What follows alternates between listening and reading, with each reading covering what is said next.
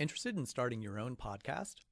Audioboom can help with our $9.99 monthly subscription plan for hosting and distribution. You'll get 200 minutes of recording time per episode, a branded homepage on the Audioboom platform, embeddable players for web and social media, advanced analytics, and so much more. To sign up for your $9.99 monthly subscription plan, go to audioboom.com/start. That's audioboom.com/START. Required listening with Amazon Music. Dad music again? The greatest guitarist of all time. Wait, who? Alexa, add this song to a new playlist. Sure, what's the new playlist name? Jack's Intro to Classic Rock. Adding Stepping Stone by Jimi Hendrix to Jack's Intro to Classic Rock playlist. Amazon Music, the simplest way to listen to the music you and soon he will love. New customers start your 30-day free trial at amazonmusic.com. Renews automatically, cancel anytime. The following program is an MLWRadio.com production. Matt Media Productions. You remembered them fondly, and then they were gone. And now you want to know who, what, where, when, why. Having fun, yeah. Why It Ended with Robbie E. and Matt Coon. Hey, what's up, guys? It is Robbie E, and welcome to another episode of Why It Ended with myself and my co-host, Matt Coon. Matt, what is going on, bro? A whole bunch, Robbie. How are you doing, man? I am doing good. I'm still feeling the aftermath of the Chris Harris episode last week. Wow, what a show. Not every show is super happy. I think people love the show. And one thing I liked about the show was we got Twitter feedback saying, I didn't know who Chris Harris was until I heard the show. So we're actually bringing listeners to wrestlers they've never heard of before, which is kind of interesting to me. Yeah, well, you got to think, I guess a lot of people only ever watched WWE in their life and they didn't know about his whole TNA career. And hopefully they're checking that out now. And I thought it was a great episode. Did you get a lot of good feedback from Chris Harris? Oh, my God. He loved it. He's super happy. He's getting tweets. His Twitter's blowing up. He's getting followers. And he's got like a whole new second wind in life now, man. We're getting a second win here on Why It Ended. We've caught off to a fantastic start, and it's only going to get better. But we want you to do us a favor. Go ahead and subscribe to our YouTube channel. And if you do us a favor, we're going to do you a favor. Because once we get 500 subscribers, what do they get, Robbie? They get a free special episode that has never been aired before. A bonus show. So that's in addition to our regular shows. You are going to get a bonus show. All you got to do is go to YouTube and search Why It Ended with Robbie E. and subscribe. We're going to have exclusive stuff on there that's not on the podcast. I don't know if any other podcasts are doing that. Plus, past episodes are archives, and it's just a great thing to do. Robbie, what else you got going on these days? Well, this weekend is WrestleMania weekend, so I'm pretty sure everyone in the world is going to be in NOLA, including you, right, Matt? You're going to be there? Absolutely. Which was the reason that I didn't want to be there, because I didn't want to be anywhere near you. And no, I'm just kidding. But, you know, those weekends are so crazy. And as much as I would love to see everyone, all the fans and a lot of guys I haven't seen in a while, I'm actually kind of happy to be away from all the madness, and I'm actually going to be in Wyandotte. I think that's how you pronounce it. But it's outside. It's in the Detroit area, Michigan, for a DSW, Detroit Style Wrestling show this Saturday, and that is April 7th. And I think you've got a lot of stuff going on. You've got a seminar, you've got a show, and you're going to go ahead and take a pass on the WrestleMania weekend. I am. Yeah, I'm going to be teaching a seminar and doing some shows out there. And yeah, I'm taking a pass on Mania weekend, getting away from the craziness. And this way I could kind of get home a day earlier and be with my fam, because, dude, I'm too old for those, for New Orleans. I can't do it anymore. I'll end up passed out in the street somewhere. I'm 34 now, man. I can't, I'm a dad. I have twins. I can't do that. Well, speaking of craziness and maybe even passed out on the floor, we have our best guest ever today. What are you looking forward to when we're going to talk to Marcus Alexander, Buff Bagwell? Well, let me just say, I know when everyone is like hears his name, they think, oh, asshole or the bad attitude. And let me just say, I know him. Those things might be true. Those things may be true. But I know him very, very well. We spent a lot of time traveling together. I did a tour of Australia alone with him where it was just me and him, so I got to know him very well. Let me just say that no matter what people think of this guy, I think he's a really cool dude. And there is a side to Marcus Buff Bagwell that a lot of people don't know, and I'm hoping they're going to get to see that side today on our episode. Well, we're bound to see a lot of sides, and we're not going to take it easy on him. We've all heard him tell the story many times about Jim Ross. So we're going to try to get a different angle on it, try to get deeper into it. And also, I'm not afraid of asking about Cowboys for Angels. Do you have any idea what Cowboys for Angels is, Robbie? I think I do, but I kind of want to hear you explain it anyway. And I really hope you've never used that website before, Matt. Well, although I do get the impression that maybe some dudes do use the website, it is a website you can go to if you want to spend some time with a gentleman and pay by the hour. And it came to our attention through, of course, What Happened When podcast that Buff Bagwell had a profile page on there. And yes, ladies and gentlemen, he will be asked about that. Coming up right after this, Buff Bagwell on Why It Ended. Why It Ended is being brought to you today by the Why It Ended YouTube channel. Go to YouTube and search Why It Ended with Robbie E. If we get 500 subscribers, you get a bonus show. And while you're sitting there listening to the show, after you're done subscribing to our YouTube channel, go ahead and go to iTunes, give us a review, and make sure to subscribe. We're trying to bring some great stuff to you. Please tell a friend and enjoy the show. All right. Well, we are joined by Buff Bagwell, known as Marcus Alexander Bagwell, but we all know him as Buff, and he is the stuff. How you doing today, Buff? Hey, man, how's it going? Hey, Buff, I think this is actually the first time me and you were going to talk since we hung out in Australia for almost a week. we did have a blast, dude. We had a fun time. Hey, man, so, I know you're strapped for time, so we're going to get right into it, bro. Like, what, just starting with questions. Obviously, the first one everyone always asks is, how did you discover professional wrestling? I was 18 years old. Missy Hyatt saw me at the pools, how I got into this business. I went down to a school and saw how much money there was to be made, and even found out that night I met Missy. Back to that, she sees me and has the agent move her in right next to me. And they're literally like straight ahead of me. So it's like across the hall directly, like I'm 1504, she's 1505. No shit. I think that's the right numbers, believe it or not. And and so I come back from the pool, she's moving in. I'm thinking, that's fucking ironic. Well, she had told the girl, move me in wherever that motherfucker lives. Move me in somewhere close to him. I didn't know that. Agent didn't know I was married. So she knocks on the door that night. Missy does. And she goes, and my wife's there, my first wife, Tanya. She said, you should be a wrestler. I go, those fucking guys don't make money. She goes, I don't know what's paid guy makes $100,000 a year. I said, let's retalk this. What now? Where do I train? Tell me again the story. So I listened again. So she sent me down to actual school. Not many people know this story. I've been told that, I don't think ever. But she sent me to WCW school in Griffin, Georgia.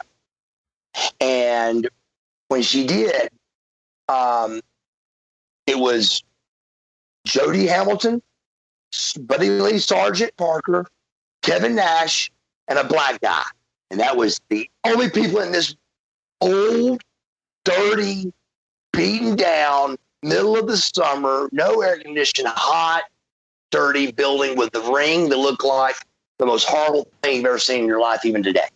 And Kevin was coming in as the Master Blaster. Mm-hmm. And so they come in and he was getting ready for that. So they're whispering. So I come back from that thing and I go, these motherfuckers are whispering about me and dogging me out and shit.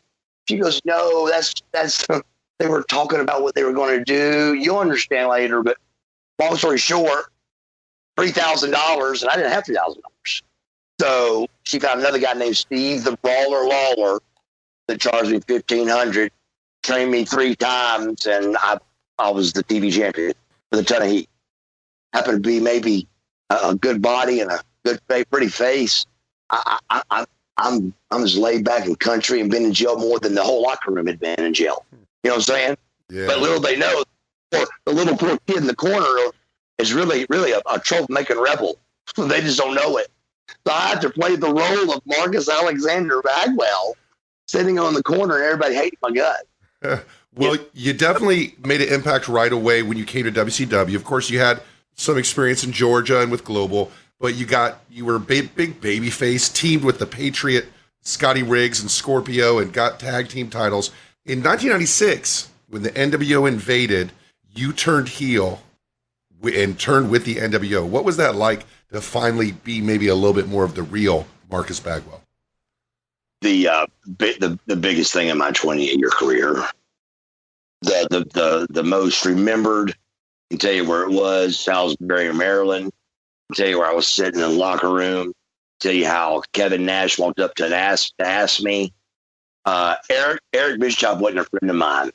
He really wasn't. He wasn't a big Mark Bagwell fan. Back up, that's a friend of mine.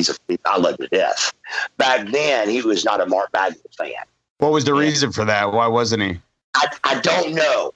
But see, Kevin had seen me in the bars and the clubs and knocking guys out and, having a shot and doing a line and doing, you know what I'm saying? And being the crazy Buff Bagwell from Australia. Yeah. The bump out of the box they had seen, Kevin had seen. And Eric has seen Marcus Alexander Bagwell. Yeah. So finally, Eric, we finally meet we're meeting a club, and we're talking, and he congratulates me and all that night after it's over, and he goes, what's up, Fagwell, or something to do with fag, which every pretty guy, every good looking guy's gone through in their life, being called a fag, and of course the boys popped, and as soon as the pop settled down, I said, how's it feel for a fag to get more pussy than you get? That's a turnaround. Hey, and from that point on, we were best friends, dude. He took care of me. I signed a $1.1 million contract in a hospital bed. Well, you were in the hospital bed because of a match with the Steiners where you took that bulldog off the top rope. And you came back and you did one of a couple really memorable swerves where you really had the whole audience, myself included, fooled by thinking that you were crying and you were going to be a good guy again, and you turned. Do you think there's an opportunity there maybe to turn your face again so that you could take advantage of the push you got with the NWO? To answer your question, I mean, if you asked my father that question right this second, he wouldn't be able to answer it without crying.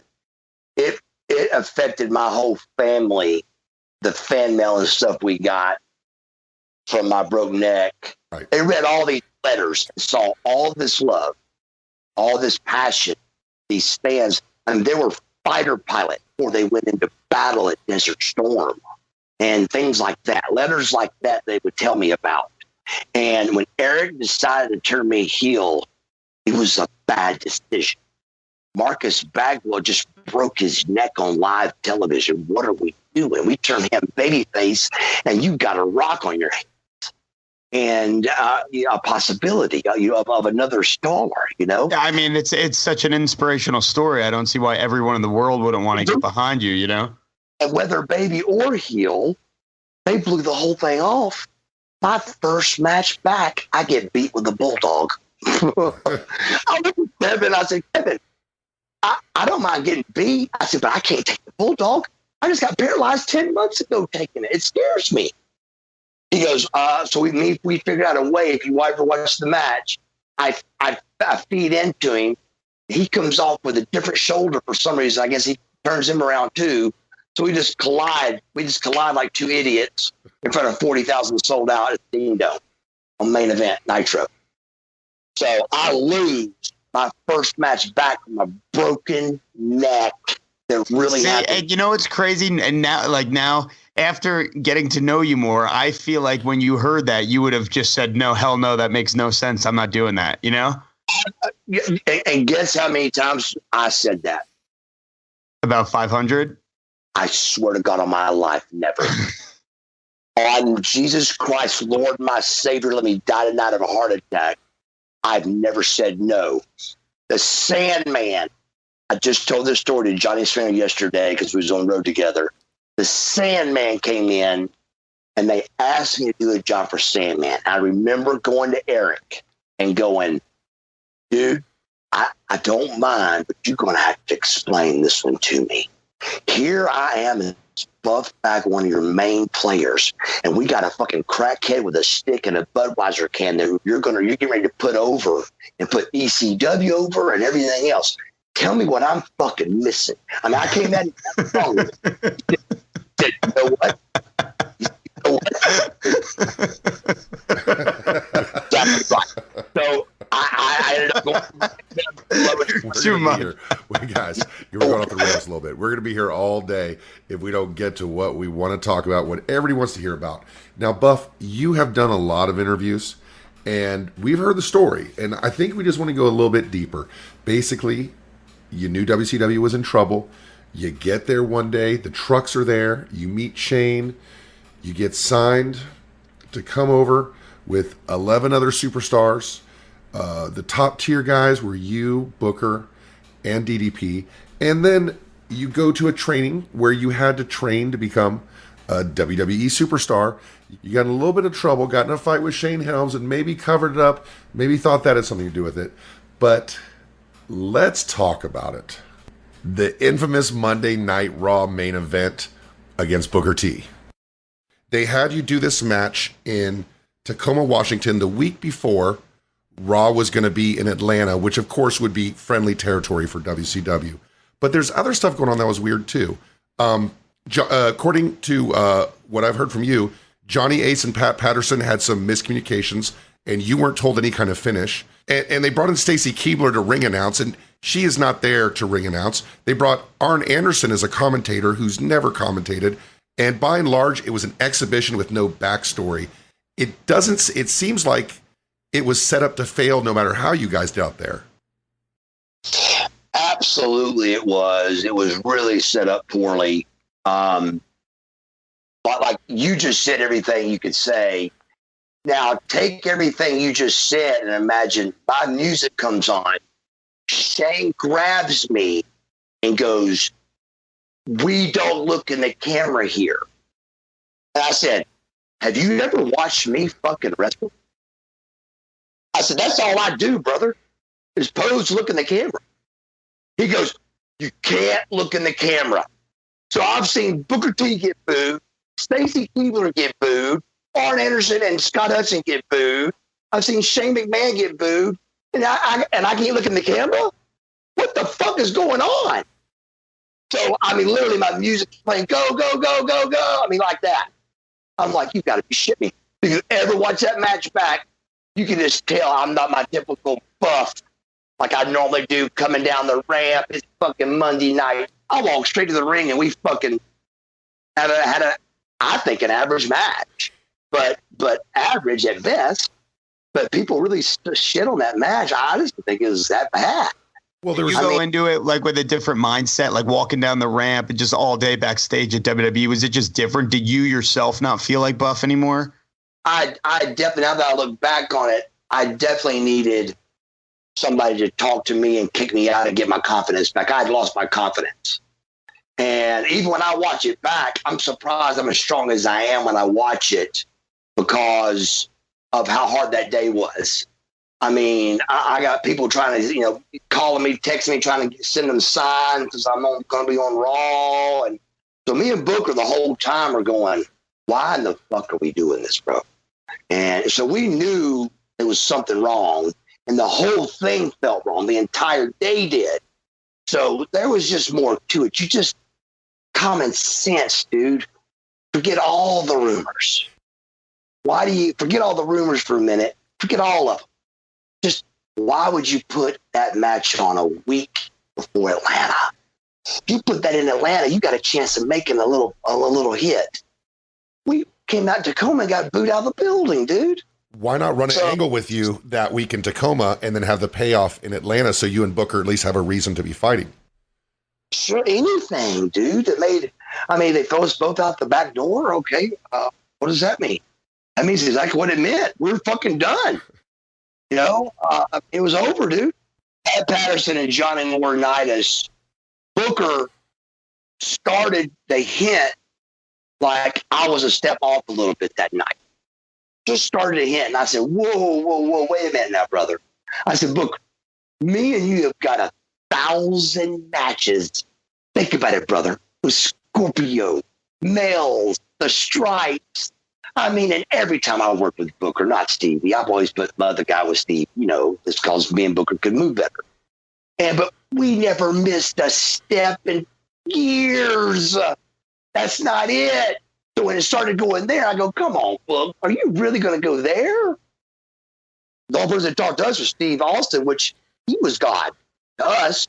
So we did what Steve Austin said, And he said, we're going to come down. We're going to beat you up. You join in, Buff, help out. We'll throw Booker out, and then we'll throw you out too. I said, got it. So we did it.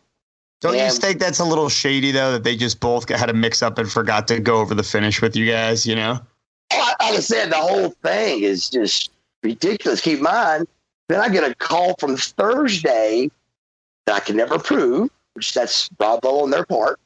Jim Ross calls me on a Thursday and goes, hey, you're totally off on the weekend. Well, everyone wants us to get into the Jim Ross thing, and we will a little bit. I've heard you make mention of Jim Ross's roundtable appearance on Heat Seekers. That's the big one. I'm going to read to you what Jim Ross says on that. And so, as you said, hold on, though. Before you say what you're going to say, though, on Steve Austin's podcast, he said he had nothing against me. He was just the bearer of bad news. And if he at that round table that you're getting ready to read would say, you know what?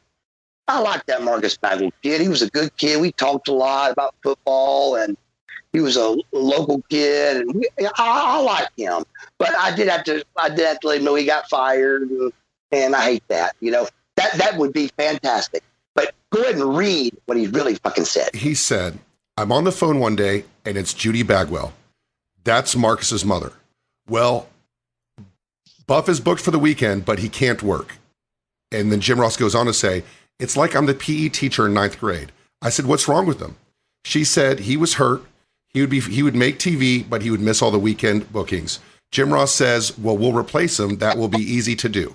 Jim Ross also said that he told your mother he's a man and he should be calling me, not you. I saw Marcus Monday and I said, your mother will never call me again unless she wants to say happy birthday or Merry Christmas or Happy Hanukkah or whatever. So you're saying that not only did the conversation with Jim Ross, your mother never happened, Jim Ross never talked to you about that conversation. I got one. I swear to God, I hope my entire family dies in the next 30 seconds of the most horrible position. Everything you just said was a lie. Everything you said, bro, that's the honest to God truth. And I was trying to listen to one part that may be true or that was the lies and realized I was having to listen to what may be true in a second. There was none of that story true. That's the honest to God truth. And it's just, like I said, every time they'd go into the mother thing, I go, let's go this route. Even if your mother, let's say she fucking did call. Let's say she did it. So what? Tell your mother not to call me back, well, you fucking idiot. But who has their mother call the WWF to cancel the show? I mean, it's just ridiculous, dude. It's so pathetic. But he went right around and said, at Steve Austin's podcast, he was like, well, I like Mark so much. He's an excellent, excellent talent. And I can't remember verbatim, but he just puts me over. Steve needed to have those words right then, and then finally Jim would have been pumped.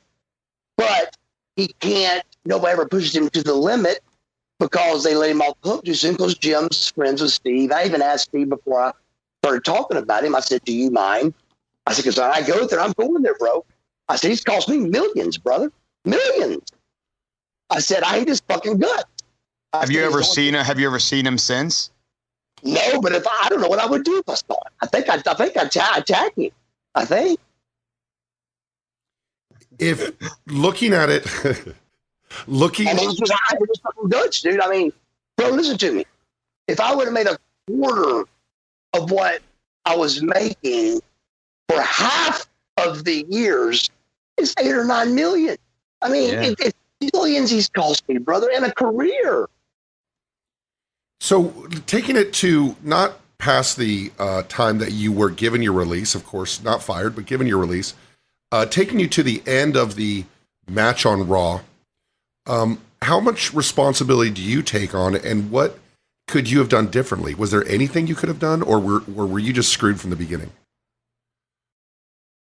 Honest to God, the only way I'm able to survive, and I've said this lately a lot, I don't know why, but the only way I'm able to live and push on at all is I have no regrets. Do you regret getting in the industry? I almost said yes. I almost out of my. I know I'd do it again. I definitely would do it again. So there's no regrets there either. I really would. I'd do it again. From the surgeries to where I'm sitting in this chair right now, it still bought me a 11-year unbelievable life and a 28-year where I paid my bills, bro. And I remember how, when I was with you, a few of the times you always say, and it's something I think a lot of people are going to be thinking when they hear this podcast, and I think a lot of people are already saying it anyway, just you never would have thought that Buff Bagwell's career would have ended at 31. It's insane.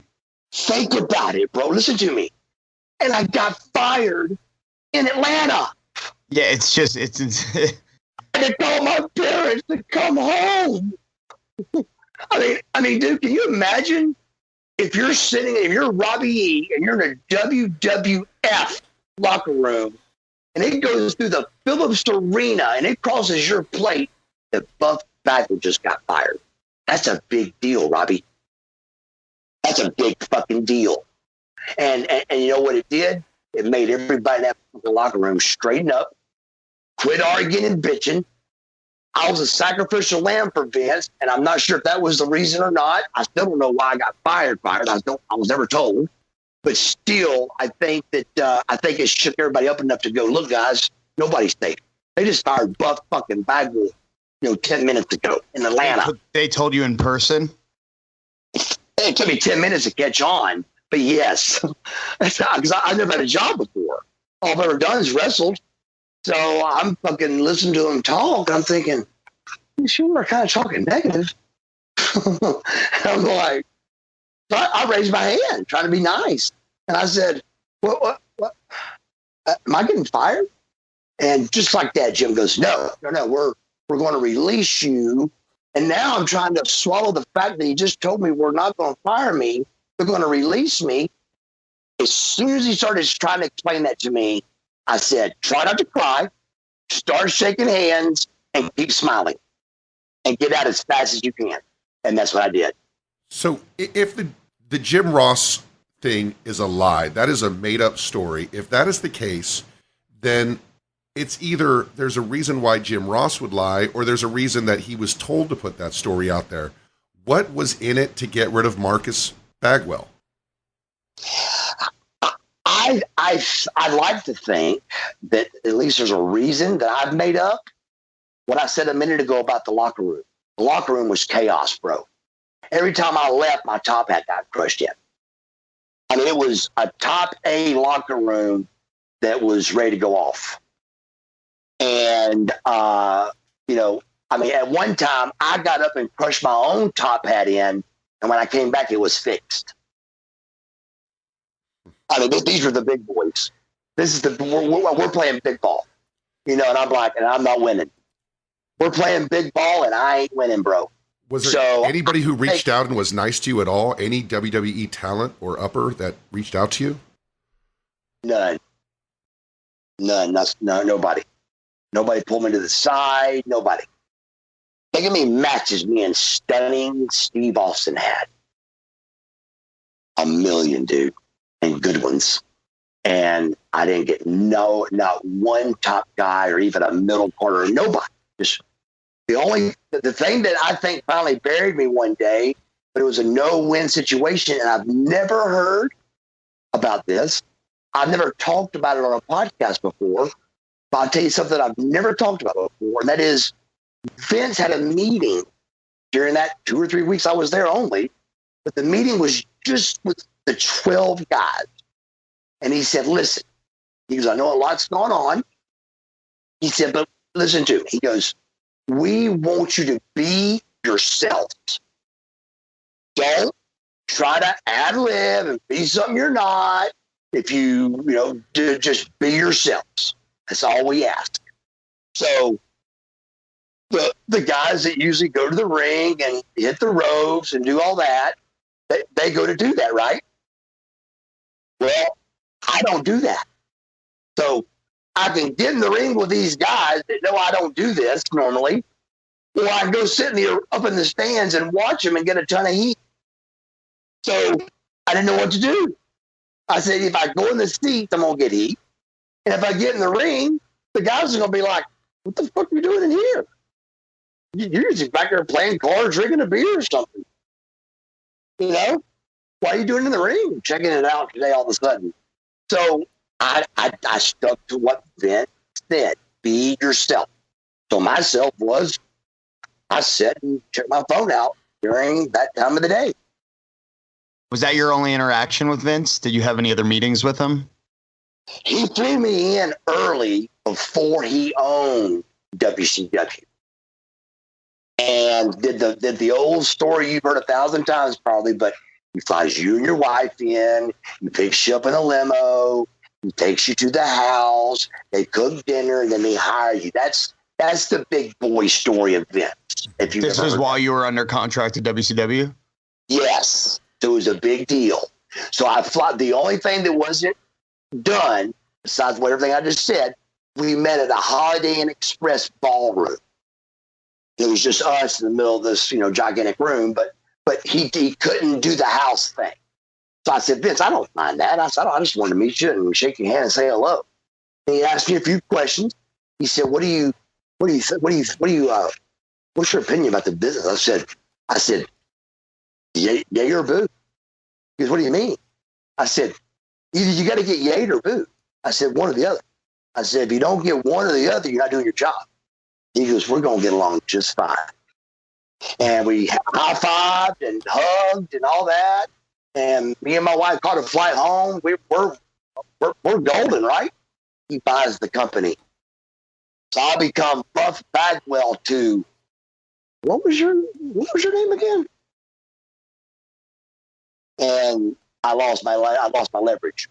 Are you resentful that you wrestled with people like Undertaker and Steve Austin and Mick Foley in WCW? You come over to WWE and nobody comes over to you and says hello? The only thing I'm actually, I think, resentful for is this business is a pretty unforgiving business. I mean, pretty forgiving business, I think. Hollywood's very unforgiving, we know, but wrestling's not as unforgiving, but still, really go back, like Robbie said a minute ago, my career was over at 31, brother. I had 10 good years left. I mean, top of the notch, 5 or 6. Mm-hmm. And they let me go like it was nothing. Nothing. And everybody was like, wow. So, I don't know why. That's just how it came down, dude. And I've heard the story that Jim Ross told you to call back in 3 months. You called back in 3 months and a week.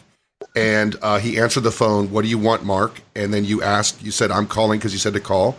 And he said, we'll call you if we need you.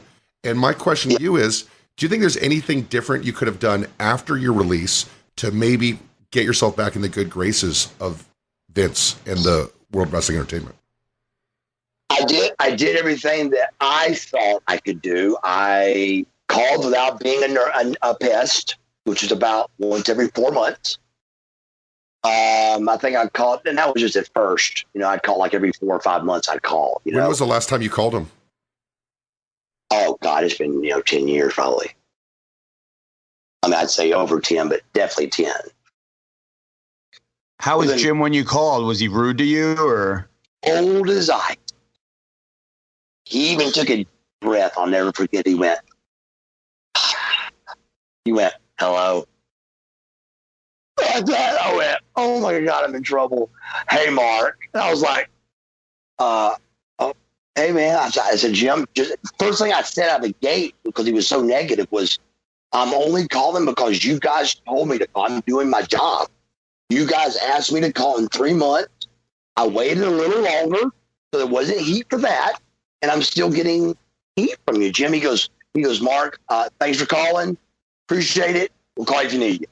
And that was it, Jack. Was the conversation, I know you said it was cold, but did you get riled up at all in talking to him on the phone at all? Oh, no, this is literally, maybe, as I just repeated it, I would honest to God think maybe it was a 20, 25-second conversation tops. It was no riled up. But I did want to clarify and clear the air because of the breath. I wanted him to know nicely. I said, Jim, just so you know, I'm just calling because you guys told me to. And he goes, I know. But that's how it really went down. But literally, I wasn't going to go, oh, hey, Jim, and act like I didn't hear him fucking sigh. I cleared the sigh up and let him know. And that's the kind of heat I got. Maybe that's the reason I got the heat I got.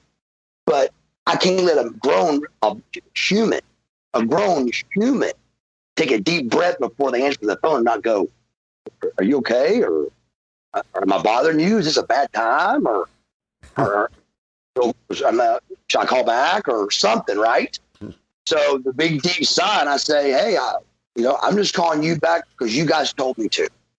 And he acted like he knew exactly what I was talking about. He said, yeah, thank you for that. Appreciate it. Just kind of blew it off and fucking got me off that phone, dude. It wasn't probably 15 seconds. Now, of course, you did some TNA stuff. You've been on the indie scene, but we know that your career in the big spotlight, the big dream, the big show ended at the age of 31. If you were to put it in a sentence or two, why? Why did it end at 31? Yeah. If you were to describe it, what is your... I can answer with one word. Computers. What do you mean? I think the perception that the internet gave you? They started reading the internet stuff of who I was, and it wasn't really who I was. My own parents started believing what they were hearing. And then my mother went on the road with this as part of the talent. And she was getting me heat because she saw that her baby wasn't doing nothing wrong. So she started pointing people out that were late and shit. So I'm over there covering her fucking mouth because she really sees that her boy ain't doing nothing wrong. I'm really showing up on time, being a good person, doing the right thing. Yes, sir. No, sir. And she sees it. So she actually gets mad. And I go, Mother, you got to shut the fuck up. I said, this guy's going to get heat on me, Keep in mind, though, she was like the world champion at the time. So it was ridiculous. The whole thing was, this is what was going on, Well, dude, as much as I could listen to 100 of your stories, only because we're running out of time to get to it. So in 2018, what is Buff Bagwell doing now? And what's your future look like in wrestling? 2018, bro, I have about 80% recovered from my hip replacement. A second one on my left. I had to get done twice. Too long of a story to tell, but two hip replacements for one hip. Shoulder, same thing. Right shoulder, 2 shoulder replacements. But at the gym today, it's the first time, and I've only been in the gym solid for 3 weeks. Before that, it was allergic stuff, all that shit, getting allergic to things, sick, kidney collapse, I don't know, all kind of shit. But regardless, I looked in the mirror today for the first time in 3 weeks and was like, okay. I could kind of see, because I don't look sickly. I'm 230, but I need to be 220. I'm just a little too big, but I can't. I just getting older like this. It's hard, bro. I've tried. It's tough, but I have noticed a difference the last 3 or 4 days. And you actively are still taking bookings, right? Oh, absolutely. And I get my number out before Scott so many times, but everybody, I'm easy to reach, bro. But my Instagram is Facebook is Marcus Buff Bagwell, and then hey Judy, Facebook may be just Marcus Bagwell. Twitter's Mark Buff Bagwell. Instagram is Marcus Buff Bagwell. And I get confused on freaking Facebook. I need to know what that is. I think it's just Marcus Bagwell. But I got a ball cap on, but there's something like 40 of them, dude. It's ridiculous. And I sent one of those out to them, but they don't, it's not no law. They can keep being me if they want to be me. Well, we'll add all this to the post and tag you and everything. Long story short, dude, I've done I did a movie with John Schneider that came out this past year. So hoping for more movies coming up in 2018. There's a few on the table I'm talking to. There's the phone's been ringing good, which is a little bit, surprising because of the shoulder and the hip, but I'm really, really coming out of this, coming back to 100%, feel good. So fully taking bookings. I'm still buff and I'm still the stuff, bro. It's just, I'm getting ready to do a show called The It Factor. And how I explain when people go, well, what is the it factor? What is it? I go, me, motherfucker. and you're going to be, the show's going to drop on the Wednesday before WrestleMania. You're going to be around WrestleMania weekend. Is that right, Buff? Yeah, I got it wrote down here. April 6th, Friday, I'm at Shenanigans with Kevin Nash. April 7th and 8th, I'm in Holden at John Schneider's. It's a big deal, man. It's called John Schneider's Extravaganza. It's a big deal. It's in Holden, Louisiana.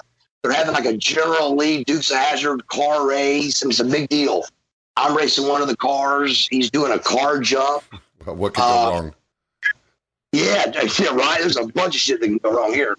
American Saloon in New Orleans, 1200 Decatur Street, Sunday at April 8th, from 4:30 to 10:30. That's I'll be there also. American Sports Saloon, New Orleans, 1200 Decatur Street, 4:30 to 10:30. But I'll be there and come out and check it out, man. Love to see you guys. Definitely. And we have some quick questions from our Twitter followers, if you don't mind. Once we posted you were going to be on the show, there was a bunch of questions. If you don't mind answering a few real quick there, Buff. If we have question about the Hurricane Helms fight real quick. If you would have ratted out Hurricane Helms out about the fight, do you think you still would be in the WWE? Is covering up that incident maybe the door closing on your career there?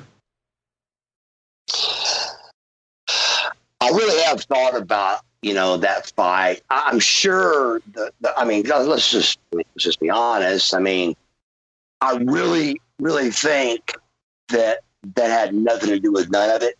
But it gave them another. I think we were fired in Tacoma. I think the whole thing was done in Tacoma. I think even before the show. I think when he bought our company, we were done. Let's go that route. I really do. There's no reason in the world, $1 million, $2 million, $3 million, $4 million, or $5 million, or $50 to buy a company and go on air live for the first time 5,000 miles away from where the company's from. Well, I'm going to ask you this because I've done some work for Tony Schiavone on his podcast, and they've had a little bit of fun with your Cowboys for Angels profile on there. Can you talk a little bit about that? Is that a legit thing? And how do you feel about people knowing about that and maybe making fun of it a little bit? Oh, I don't care at all. I don't, like I said, dude, I'm always me, so it doesn't matter. How that came about was I had a car wreck and my phone quit ringing because computers, back to that word, I was dead. I was broke. I was dead, but not dead. Apparently so not. So I called my manager up and I said, "Where is it?" I said, "Buddy." So we're at that stage. He goes, "What stage?" I said, "Whatever it takes." And before I could even get off the phone with him, he goes, "Dude, there's this show on TV called Cowboys for Angels. Called Gigolos. You'd be perfect for." So Judy, my wife, comes in here, pulls it up online. She looks at it, takes a look at it. Looks like, okay, that's right up his alley. I get there, dude. It's way way more than we thought. So, and my wife had to pick me up from the airport. So I land with a $20,000 check, and I go, I got good news, I got bad news. Well, what's the good news? So the good news is, for the $20,000 check, oh my God, then get our bills caught up. What's the bad news? I said, you're going to see me fuck somebody in 2 weeks on Showtime. Jesus Christ. She goes, I mean, did you fuck her? And I go, actually, no. I said, if the camera could have saw my dick, it was about an inch long. I got real close to her, and you act like you're fucking. I tell this story, I'm telling y'all right now, when Gigolos was running, and Showtime called me and cussed me. They go, dude, this is a reality show. You can't tell them you're not really fucking. And so I said, oh, I'm sorry. I was trying to protect my wife a little bit, and a little bit, from us getting kind of not knowing how deep it was. But literally, but that is, I literally, how deep it was. I went to the owner after it. This is a true story. The guy that started it, and his name is Garen. And I went to Garen and I said, bro, I am so sorry. I could fuck her. He goes, what? I go, what am I supposed to fuck her? He goes, no. And I go, well, nobody fucking told me. I said, I didn't know, dude. So they're kind of like the boys there too. Nobody's going to smart me up, and I was the new kid and all that, So, but it had the highest rated show in 5 years. And then I signed a $240,000 contract, and they didn't pick up season 6. So the website cowboysforangels.com, that's not like really a legit thing where someone could actually order your services. It's totally real. So that's been an income stream for you? No, it's not. But you asked if it was a real website. Yes, it is. But I don't think I'm even on there anymore. I don't think. If I am, I'd be shocked. But no, that's never been an income for me. I did the show only. But you can, and I'm not sure what I would do if they called. I talked to my wife and go, look, I mean, you want to make 10 grand? I mean, I can make 10 grand doing this. I mean, that sounds horrible, but 10 grand is a lot of money, dude. I don't know. I probably would ask her, but she'd tell me, go kill myself probably, but I'd ask her.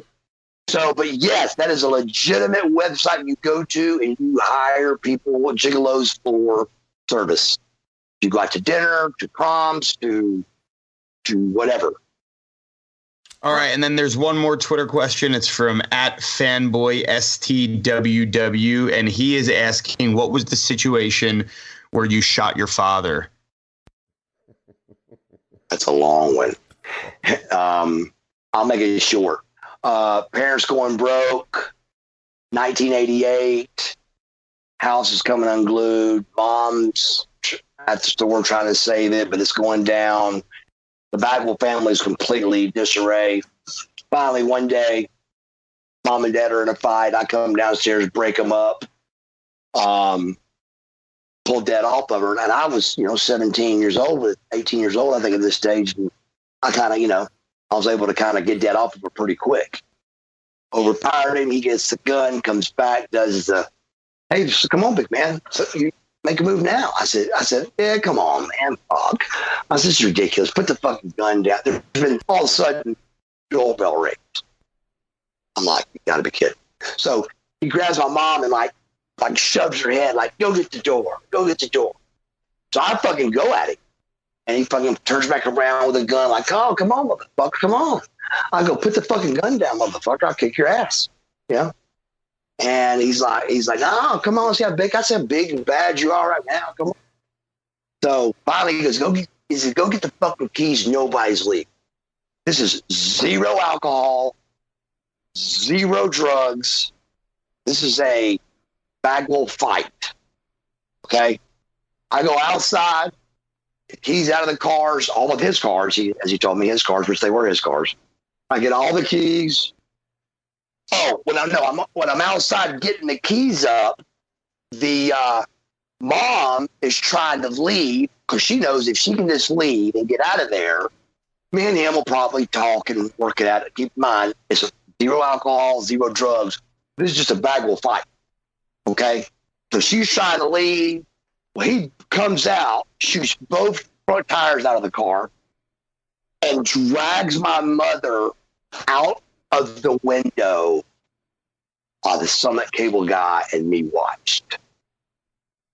And I didn't know this was possible, but I literally blacked out. I've had a blackout from drugs, but I've never had a blackout at 18 when I didn't know what a pill or beer was. I do not remember running into the house at all right this second as I sit here. I do not remember running in the house, but I passed the refrigerator for some reason. Like I said, that had been there for 13 years or been a gun there. And I go to his closet. He lives in a big, gigantic ranch house, like an 8,000 square foot ranch. And I get his gun out of his closet. And when you come back outside, he was now at his car and he was trying to open the door with his left hand. And the gun is low enough by my side that the shrubs, he can't see I got a gun yet. Now, at this stage, I remember all this. I'm back. I remember like stepping outside and seeing him. So I remember all of this as I say it. And I said, "Hey, motherfucker." He looked up at me and I said, "You want to pop some caps?" Because that was just saying, and that was kind of cool back then. So that's what he would always say. So I said, "You want to pop some caps, motherfucker?" And he's like, "Huh?" And I raised the gun up, and it seemed like 5 minutes went by, bro. And I was aiming at the windshield. I was like, boom. I said, "Just blow the windshield out." Boom. It seems like a 5-minute ordeal. Boom. About the third shot, I said, "Kill him. Just fucking kill him. Get it over." Put the gun right on into the final tube. Boom. Boom. I see his arm go down. He goes behind the truck real fast. Well, keep in mind, I hate to say it for the third time, but still, this is a Bagwell fight. I come back inside, lock the door, I go get my fucking gun. Now I go get my 45 automatic, put one in it. My best friend is in the bathtub rocking. Like rocking, he's so scared. He's like rocking back and forth. And I'm going on some kind of like Scarface rant, like, "Come on, motherfucker, you want to fuck with me? Come on, motherfucker." You know, and I got my best friends rocking in the bathtub. It's like something out of a movie, dude. I come back downstairs and fucking somebody's knocking at the door. And I don't know why I didn't look, but I opened the door with a gun real quick, and it was Mom. And Mom goes, "You shot your father." And I go, "You crazy fucking bitch." I go, he beats you up, he pulls you out of the fucking car, and you're worried about me shooting fucking dad. So she comes in to call the ambulance and all that. I walk over, pick up the phone, and go, I call my brother. He goes, "Bagwell drywall." I said, "Y'all get over here. I shot dad." And he goes, "What?" I said, "Just get over here." He's, all right. So I hung the phone up. Keep in mind, Summit Cable guy sees all of this. But it's, I think, kind of before cell phone. Pretty sure there's no cell phones yet. So, but he gets on his CB, calls his place, I'm sure. Cobb County Police, there's 20 cars there at the Bagwell. My dad owned Marietta. So Cobb County Police from everywhere, dude. And I'm at the top of the steps listening, but before they got there, I was able to go out and see him. He was holding his left arm. I didn't want to cry. I remember not wanting to cry. And I said, and I got my 45 automatic in my hand, cock loaded, one in it, and it's cocked. I said, "Motherfucker," I said, "you have fucking tortured me for the last 2 fucking months." And just like stone ice, he goes, "Look, bro, if you don't mind, I've been shot." I said, "Motherfucker," I didn't want to cry, and I started crying. I said, "I hope you bleed to death right where the fuck you're standing." So that's me and my dad are best friends to this day. Well, Best. Buff Bagwell, you are the best guest in the history of the world. Thank you so much for being here. I'm glad you guys made up. And Robbie, I think we've heard it all, and I think this might be the greatest podcast in the history of podcasting. Buff Bagwell, you are the best guest in the history of the world. Thank you so much for being here. Bro. Hey, dude, thank you for doing this, man. No problem. Well, Robbie, what did you think about that? Well, sometimes I forget that we're allowed to curse. I try to hold back a lot, and I try to be a more reserved Robbie E while we're doing this thing. But holy fuck. I mean, like, what just happened? What did we just get ourselves into? I don't know what I'm feeling right now, man. That is... Let me just say, now I get why Buff is this stuff, because I told you how I knew that other side of him, but I just learned about 10 new things that I didn't even freaking know, man. He's a lunatic, and I love him. I want to be him. Look, man, I just wanted to do a podcast about, like, wrestlers, like, stop wrestling, and I heard about Showtime fucking and shooting your dad with a gun. And crackheads. Did he call the Sandman a crackhead, or did I dream that? I believe he did, but afterwards he did say that he gets along with them, so maybe he didn't mean anything by it. I don't know, but to me, a crackhead's a crackhead. But well, if you enjoyed this show and you enjoyed everything you heard, please tweet everybody. Let everybody know our podcast is blowing up, and we want you to be a big part of it. And also, make sure to subscribe to our YouTube channel. Is there anything else you want to say as a follow-up? I think we know why it ended, right? I'm pretty sure everyone in the world, after hearing that, knows why it ended. Do you have a take on the Jim Ross story versus the Buff Bagwell story, or is it just one of those mysteries that will be there forever? You know, as much as I love Buff, I believe him. I want to believe him. I believe him. I believe him. Well, I think I believe. It's a good thing you believe him, because he said if he was lying, everybody he loved would be killed in a gruesome manner. So I think he better be telling the truth. Or does he not love anyone and he only loves himself? Although he's still alive, though. So yeah, well, you know, he's Buff and he's the stuff. And this is another episode of Why It Ended. Please interact with us on Twitter. I'm at Matt Coon Music. You can interact with us at Why It Ended. And Robbie, how can people get a hold of you on Twitter and also for bookings? For Twitter at Robbie E Impact, Instagram at Real Robbie E, and then bookings, Robbie E Bookings at gmail.com. And guys, remember, you're getting a bonus episode from us this week. All we got to do is get 500 YouTube subscribers. And believe me, it's going to be worth your while, because we're adding a lot of cool stuff to the YouTube channel in the near future. Stay tuned for that. Stay tuned for a bonus show. And WrestleMania, here I come. And Detroit, here Robbie comes on another episode of Why It Ended. Computers. The world of MLW radio never stops.